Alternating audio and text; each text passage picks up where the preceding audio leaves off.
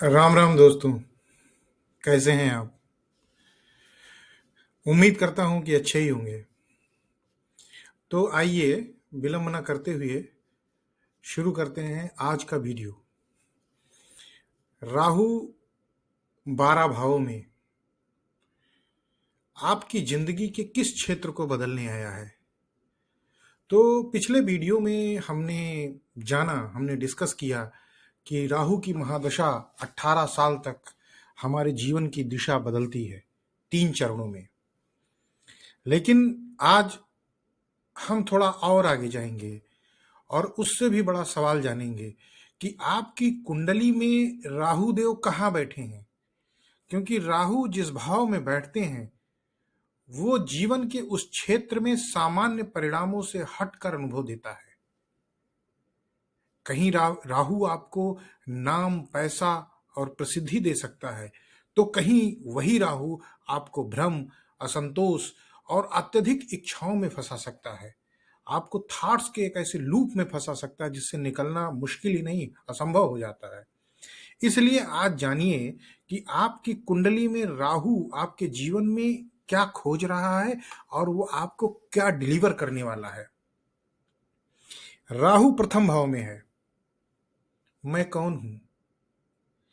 पहले भाव में राहु व्यक्ति की पर्सनालिटी को असामान्य बना सकता है। ऐसा व्यक्ति भीड़ में रहकर भी अलग दिखाई देता है और उसे अपने आइडेंटिटी बनाने की एक बड़ी इच्छा होती है। मॉडर्न वर्ल्ड के कनेक्शन में इसे कह सकते हैं personal branding, social media influencer, public image influencer, career leadership, international identity. लेकिन प्रॉब्लम कहाँ है? मैं कौन हूं का सवाल कभी कभी बदल जाता है कि दुनिया मुझे कैसे देखती है। मैं कौन हूं अपने को जानना तो ठीक है, लेकिन दुनिया मुझे कैसे देखती है ये एक अलग बात हो गई। तो यहां पे आपको सीखने की क्या जरूरत है? अपनी इमेज बनाइए, लेकिन अपने इनर कोर में जो आपका सेल्फ है, जो आपकी आइडेंटिटी है, उसे लॉस मत करिए, उसको पकड़ के रखिए। राहु द्वितीय भाव में, धन के भाव में, वाणी के भाव में, परिवार के भाव में। यहां पे राहु आपको धन कमाने के अनकन्वेंशनल रास्तों की तरफ आकर्षित कर सकता है। फाइनेंस में, बिजनेस में, फॉरेन करेंसी में, डिजिटल इकोनॉमी में, मार्केटिंग स्पीच में यहां का राहु आपको अगर अच्छा है तो एक्सेल दे सकता है। लेकिन राहु की समस्या है लिमिट। कितना काफी है? पैसा बढ़ता है, लेकिन संतुष्टि जरूरी नहीं कि उसी अनुपात में बढ़े। समझ सकते हैं आप? तो यहां आपको सीखने की क्या जरूरत है? पैसा कमाइए, लेकिन धन का गुलाम मत बनिए। आइए बढ़ते हैं तृतीय भाव में, जो कि कम्युनिकेशन का भाव है, power house of communication. Modern age में सबसे अच्छी पोजीशन राहु की तृतीय भाव ही है। सबसे इंटरेस्टिंग प्लेसमेंट राइटिंग में, यूट्यूब में, सोशल मीडिया में, मार्केटिंग में, जर्नलिज्म में, मीडिया में, सेल्स में, डिजिटल कंटेंट में। राहु यहां व्यक्ति को कम्युनिकेशन और विजिबिलिटी में एक्सीलेंट ऊंचाई दे सकता है। आज का क्रिएटर इकोनॉमी जो डिजिटल क्रिएटर्स हैं या जो भी जिस तरह के डिजिटल क्रिएशन हो रहे हैं, वो इसी सिंबोलिज्म को रिप्रेजेंट करते हैं। लेकिन ध्यान दीजिए, व्यूज हो गए, वैल्यू हो गए, फॉलोअर हो गए, विजिडम हो गए, ये सब अलग अलग चीजें हैं। क्या सीखने की जरूरत है? अपनी आवाज का इस्तेमाल कीजिए, लेकिन ट्रुथ को कभी मत खोइए। ट्रुथ को पकड़ के रखिए, अपनी जड़ों को पकड़ के रखिए। राहु अगर चतुर्थ हाउस में हो, भूमि, भवन, वाहन, माता के घर में, तो घर चाहिए या दुनिया, ये क्वेश्चन बार बार आएगा। चतुर्थ भाव इमोशनल सिक्योरिटी और इनर कंफर्ट से जुड़ा माना जाता है। राहु यहां व्यक्ति को बार बार बदलाव की ओर आकर्षित करता है। नई जगह, नया घर, विदेश, लग्जरी, मॉडर्न लाइफ स्टाइल। लेकिन बाहर सब कुछ होने के भी बाद अंदर बेचैनी रह सकती है। अब क्वेश्चन यहां पे है, क्या बड़ा घर वास्तव में सुख देता है या आपको इनर कोर का सुख चाहिए? बस यही राहु की परीक्षा है। राहु पंचम भाव में, क्रिएटिविटी के भाव में इंटेलिजेंस के भाव में, रिस्क के भाव में। ये प्लेसमेंट क्रिएटिव और अनकन्वेंशनल थिंकिंग आपको दे सकता है। कैसे? क्योंकि रिस्क की एडिक्शन यहां पे बहुत बड़ा ट्रैप है। इमेजिनेशन अच्छी होती है लेकिन स्पेकुलेशन अच्छी नहीं होती है।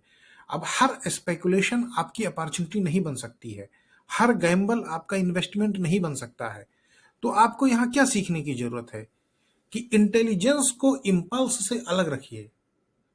इंटेलिजेंस एक अच्छी चीज है लेकिन इंपल्सिव होकर डिसीजन लेना बंद करिए। राहु छठे भाव में, अच्छा भाव है, कंपटीशन का वॉरियर, योद्धा। यहां राहु को पारंपरिक ज्योतिष में कई बार स्ट्रगल और कंपटीशन में बड़ा इफेक्टिव माना जाता है। अब कंपटीशन कहीं भी हो सकता है, पॉलिटिक्स है, लिटिगेशन है, मेडिसिन है, टेक्नोलॉजी है, प्रॉब्लम सॉल्विंग है। कंपटीशन कैरियर ऐसा व्यक्ति ऑब्स्टेकल से लड़ना सीख जाता है। लेकिन अब चैलेंज कहां पे है? क्या दूसरों को हराने की इच्छा इतनी अधिक हो जाए कि जीवन ही स्वयं एक युद्ध बन जाए? तो सीख हेल्दी कंपटीशन करिए, घृणा मत पालिए। राहु सप्तम भाव में, रिलेशनशिप और पार्टनरशिप के भाव में, कन्वेंशनल रिलेशनशिप से अलग एक्सपीरियंस की ओर आकर्षित कर सकता है। Foreign partner, different culture, business partner, public dealing, international business. लेकिन रिलेशनशिप में इल्यूजन का खतरा भी सिंबॉलिक रूप से जोड़ा जाता है। क्यों? क्योंकि राहु भ्रम है। अब आप किसी को समझ रहे हैं कि वो आपके लिए बिल्कुल डिवोटेड है, फेथफुल है, लेकिन इल्यूजन भी तो हो सकता है। बस यही जानने की जरूरत है, इसी से सावधान रहने की जरूरत है। अब आप किसी को, सामने वाले को जैसा देख रहे हो, जैसा देखना चाहते हो, रियलिटी में वैसा ना हो। अब आपको समझने की जरूरत है अट्रैक्शन और रियलिटी में अंतर होता है। राहु देव अष्टम भाव में, मिस्टीरियस भाव में, ट्रांसफॉर्मेशन के भाव में, सीक्रेट्स के भाव में, ऑकल्ट के भाव में, हिडन नॉलेज के भाव में, इन्वेस्टिगेशन के भाव में, यह प्लेसमेंट व्यक्ति को उन चीजों की तरफ खींच सकता है जिन्हें सामान्य लोग समझना नहीं चाहते, जैसे तंत्रा, ऑकल्ट की प्रैक्टिस। मॉडर्न एज में समझते हैं। अगर आपका राहु आठवें भाव में है तो किन चीजों में आप एक्सेल कर सकते हैं? Cyber security, forensic deep research, genetic research, data investigation, occult studies. इन क्षेत्रों को अर्थ भाव से जोड़ा जाता है, आठवें भाव से जोड़ा जाता है। तो इस सिंबॉलिज्म को समझिए और इस सिंबॉलिज्म को अपनाइए, आप सफल हो जाएंगे। अब आठवें भाव में राहु की सबसे बड़ी चुनौती क्या है? Fear of the unknown. सीखने की क्या जरूरत है कि जिस अंधेरे से डरते हो, डरना छोड़ दो, उसे समझना शुरू करो, उसे जानना शुरू करो। राहु धर्म के भाव में, नवम भाव में, मींस परंपरागत थिंकिंग से ग्लोबल थिंकिंग की ओर। यहां व्यक्ति ट्रेडिशनल बिलीफ सिस्टम को चैलेंज कर सकता है, क्वेश्चन कर सकता है। Foreign travel, higher education, different culture, philosophy, research, international exposure. वो पूछ सकता है कि जो मुझे बताया जा रहा है, जो मुझसे कहा जा रहा है, क्या वो ट्रुथ है, क्या वो सही है? यहां राहु की क्वेश्चनिंग एनर्जी बहुत होती है। लेकिन आपको समझने की जरूरत है कि क्वेश्चन करके हर चीज को रिजेक्ट करना विजडम नहीं है। क्या सीखने की जरूरत है? क्वेश्चन करो, लेकिन सीखना और जानना बंद ना करो। राहु दसम भाव में, राहु 10 में, दुनिया बस में, क्या ऐसा है? दसम भाव में राहु कैरियर का सबसे बड़ा गेम चेंजर बन सकता है। दसम भाव कैरियर और पब्लिक स्टेटस से जुड़ा माना जाता है। राहु यहां व्यक्ति को कुछ बड़ा करने की बेचैनी दे सकता है, और उस कुछ बड़ा करने की बेचैनी में आदमी, इंसान जो है, बार बार अपने कार्य क्षेत्र को बदलता रहता है। आप देखेंगे कुछ लोग एक कार्य में करते हैं, फिर ऊब जाते हैं, उनको लगता है दूसरे में जाना चाहिए। चेक करिए कुंडली में, क्या राहु आपका दशम भाव में है? अगर दसम भाव में है तो उसी हिसाब से एक्ट करिए। यहां का राहु आपको पॉलिटिक्स में, कारपोरेट वर्ल्ड में, टेक्नोलॉजी में, media, international career, entrepreneurship, public recognition, modern technology के एज में कहेंगे तो AI, digital business, social media, global companies, ये आधुनिक सिंबोलिज्म है राहु को। लेकिन अब यहां पे सवाल इतनी है कि अगर आपको सक्सेस कितनी चाहिए, क्योंकि राहु देव की भूख का कोई अंत नहीं है। एडवाइस यहां पे यह है कि कैरियर बनाइए, लेकिन कैरियर को अपनी पूरी आइडेंटिटी से मत बनाइए, जोड़िए। समझ गए आप?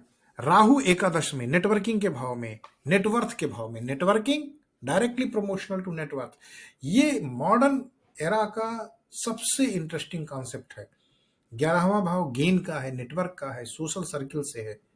आज आप देखेंगे लोगों के फॉलोअर्स मिलियंस हैं, सब्सक्राइबर मिलियंस हैं, इन्वेस्टर्स बहुत हैं, बिजनेस नेटवर्क बहुत बड़ा है, आपके आसपास भी लोग होंगे, इंटरनेशनल कॉन्टैक्ट्स हैं, लार्ज कम्युनिटी है, डिजिटल ऑडियंस है।